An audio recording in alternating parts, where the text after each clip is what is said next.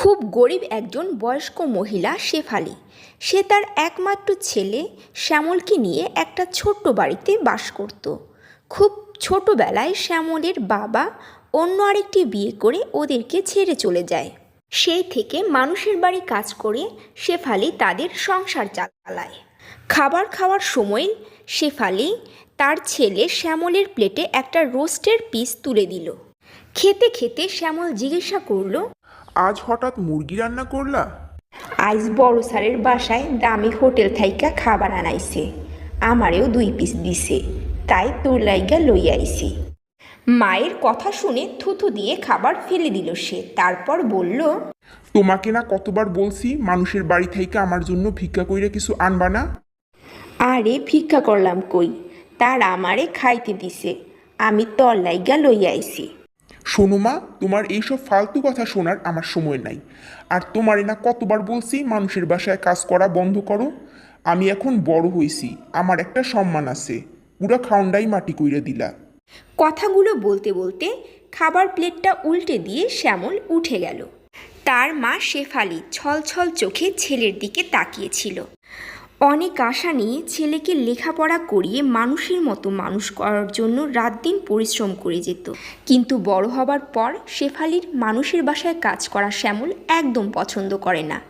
তার মা মানুষের বাসায় কাজ করে এই পরিচয় দিতেই তার লজ্জা হয়।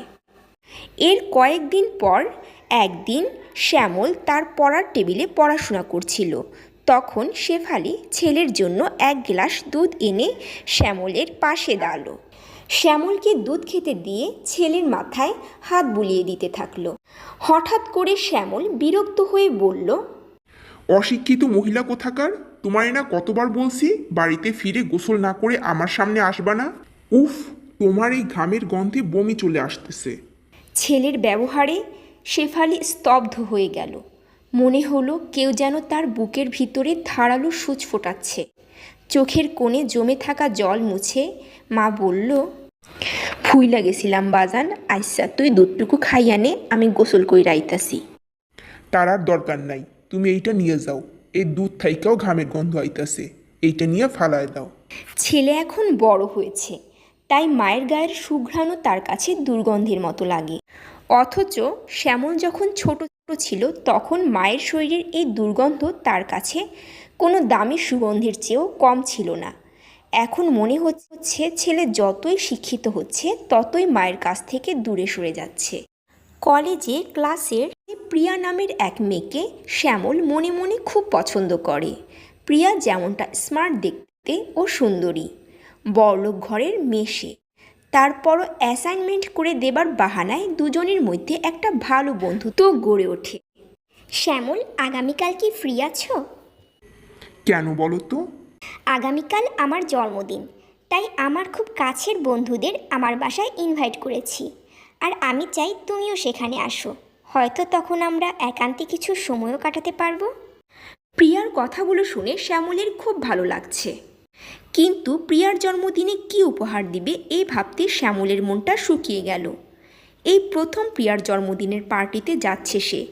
যদি তাকে ভালো কিছু উপহার দিতে না পারে তাহলে প্রিয়ার কাছে তার মান সম্মান থাকবেই না। বাড়িতে ফিরে মায়ের কাছে টাকার জন্য চাপ দিতে থাকলো। আমার টাকাগুলো লাগবে, ব্যাস, কিভাবে দিবে সেটা তুমি জানো। কিন্তু বাজান, এত টাকা আমি কই পামো? আমার কাছে তো এখন তোরে দিবার মতো কোনো টাকা নাই রে বাজান। কিন্তু শ্যামলকে যেভাবেই হোক টাকা জোগাড় করে দিতেই হবে। কথা কাটাকাটির এক পর্যায়ে মাকে ধাক্কা দিতেও শ্যামলের বুক কাঁপল না।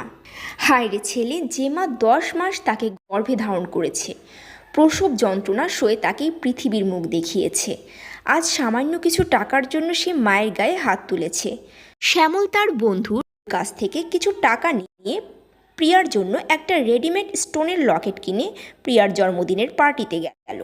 জন্মদিনের অনুষ্ঠানে প্রিয়ার আরও বেশ কয়েকজন বন্ধুরাও এসেছে। প্রিয়ার বাসায় তার বাবা মা ছিল না, কি একটা কাজে দেশের বাইরে গেছে। আর তার সুবাদে প্রিয়া ঘরের ভিতর মদের পার্টির আয়োজন করেছে। বিদেশি গান ও সেই সাথে বিদেশি মদ সব মিলিয়ে এক এলাহি কাণ্ড, যা শ্যামলের কাছে এই প্রথম। প্রিয়া ও শ্যামল একসাথে নাচছিল। এমন সময় শ্যামল দেখল রান্নাঘরের দিকে একজন মহিলা দাঁড়িয়ে তাকে দেখছে। শ্যামল আরও ভালো করে খেয়াল করে দেখল সেই মহিলা আর কেউ নয়, তার নিজের মা। শ্যামল প্রিয়াকে কিছু বুঝতে না দিয়ে রান্নাঘরের দিকে গেল। তার মাকে রান্নাঘরের ওপাশে সরিয়ে নিয়ে গিয়ে বলল, মা, তুমি এখানে কি করো? আমি তো এই বাড়িতেই কাজ করি। তুমি কি আর কোনো জায়গা পাইলা না এই বাসায় কাজ নেওয়া লাগলো? বাবারে, আমি জানতাম না প্রিয়া ম্যাডাম তোর বন্ধু। শেফালি আর শ্যামল কথা বলছিল, এমন সময় প্রিয়া এসে সেখানে হাজির হলো। শ্যামল, তুমি কি শেফালি খালাকে চিনো? হ্যাঁ হ্যাঁ, চিনি তো। উনি আগে আমাদের বাসায়ও কাজ করতো। হ্যাঁ ম্যাডাম, আমি আগে শ্যামল স্যারেগো বাসায় কাজ করতাম। আমি যাই, আপনাদের জন্য খাবার নিয়ে আসি। এই কথা বলে শেফালি রান্নাঘরে সবার জন্য খাবার আনতে গেল। প্রিয়া শ্যামলের হাত ধরে তাকে ডান্স করতে নিয়ে গেল।